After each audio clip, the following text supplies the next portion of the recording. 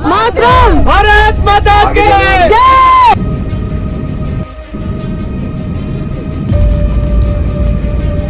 Hello guys, तो सबसे पहले मैं बताना चाहती हूँ कि मैं घर पहुँच गई हूँ और मैं बिल्कुल सेफ हूँ। थैंक यू सो मच सबके प्रेयर्स के लिए।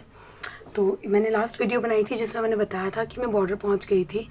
हम पहुँचे थे, हाँ, तो मैं बॉर्डर पहुँच गई थी। मैं बॉर्डर सुबह 6 बजे पहुँची थी। हम रात 25 की रात को निकले थे 12 बजे और मैं 26 की सुबह बॉर्डर पहुँच गई थी 6 बजे।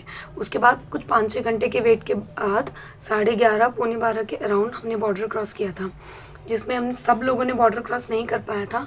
हम जो ग्रुप के कुछ लोग थे उसमें से कुछ लोग का बॉर्डर क्रॉस हुआ था, कुछ लोग बॉर्डर क्रॉस नहीं कर पाए थे। सिर्फ 4-5 लोग बॉर्डर क्रॉस कर पाए थे। तो बॉर्डर क्रॉस करने के बाद हमें एक बस में बिठाया था जिसमें हमारे पासपोर्ट्स कलेक्ट किए थे और हमारा इमिग्रेशन कराया गया था।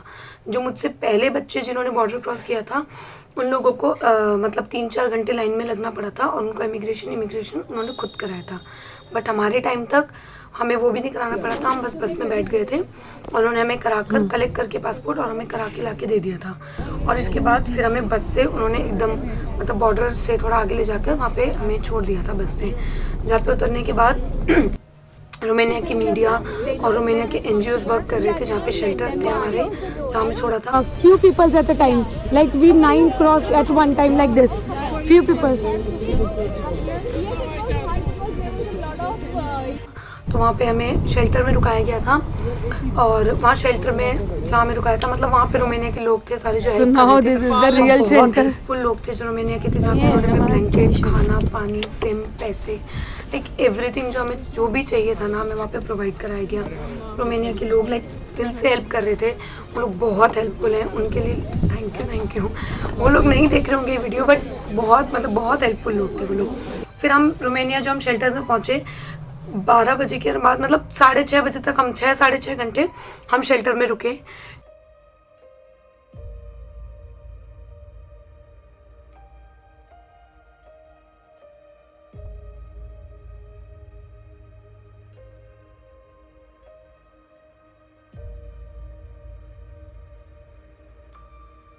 शेल्टर के बाद हम बस से निकले। बस का सफ़र भी अबाउट 7 to 8 आवर्स का था जब हम बस से एयरपोर्ट के लिए निकले। फिर हम रात में 3:30-4 के अराउंड एयरपोर्ट पहुंच गए।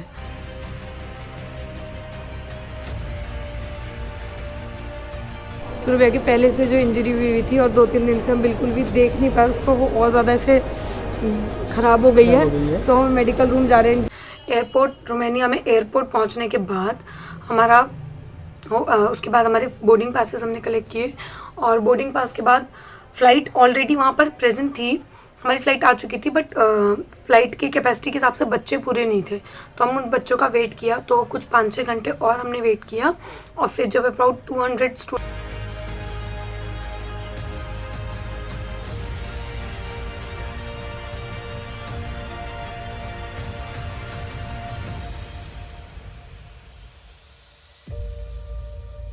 स्टूडेंट्स पहुंच गए थे एयरपोर्ट, तो हमने तो हमारी फ़्लाइट टेक ऑफ हुई वहाँ से। तो रोमानिया के टाइम के हिसाब से 8:30 के अराउंड हमारी फ़्लाइट जो है टेक ऑफ हुई। ऐसे तो हम फ्लाइट में बहुत बार आए हैं बट ऑब्वियसली ये बहुत स्पेशल है। तो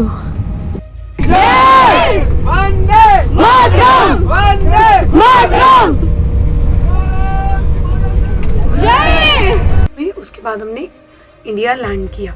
इंडिया हम पहुंचे थे लोकल टाइम के साथ मतलब इंडिया के लोकल टाइम के हिसाब से 5-5:30 के अराउंड।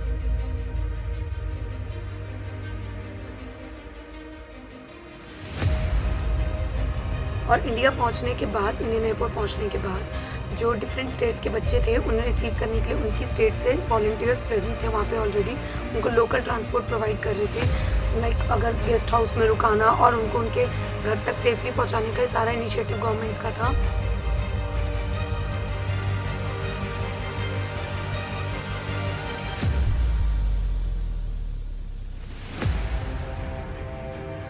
तो ये थी मेरी जर्नी जो इसमें जो मैंने बता दिया, मेरी जो जर्नी थी वो मैंने काफ़ी पहले शुरू कर दी थी, तब तक उतनी ज़्यादा क्रिटिकल स्टेट नहीं थी, हम बॉर्डर टाइम से पहुंच गए थे, तो हमारी जो जर्नी थी वो इतनी डिफ़िकल्ट नहीं थी, सब हमने इजीली हो गया, इतना ज़्यादा सफ़र भी नहीं था, 1-2 दिन का ट्रैवल रहा जिसमें मैं इंडिया तक पहुंच गई और दिल्ली में ही घर है तो दिल्ली पहुंच गई थी।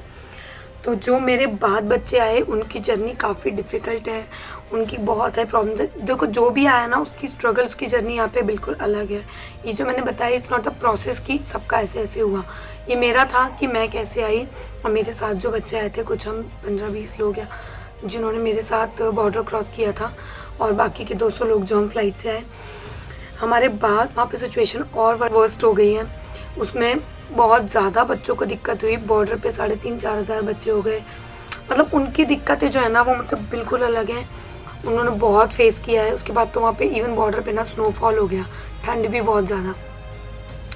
तो उन बच्चों ने जो कीव से आए, जिन्होंने बॉर्डर क्रॉस किया, उसके ऊपर मैं नेक्स्ट वीडियो बनाने वाली हूँ जिससे आपको पता लगे कि बच्चों ने क्या सफ़र किया है। सो गाइस, और लास्ट में बस इतना बोलना चाहती हूँ कि just pray for Indian student जो वहाँ पे फंसे हैं, pray for Ukrainian peoples also, pray and all we can do here is not pray. अब हम भी जब से आए हैं ना, हम सिर्फ इसमें लगे हुए हैं कि जो बाकी स्टूडेंट्स हैं वहाँ पे फंसे हुए हैं उनकी इन्फॉर्मेशन कलेक्ट कर सकें, दे सकें, कोई भी एक बच्चा भी अकेले फंसे ना हो, उनका पैसेज उनको टैक्सी या बसेस प्रोवाइड करानी है तो उस सब के लिए बस हम सब उसमें लगे हुए हैं।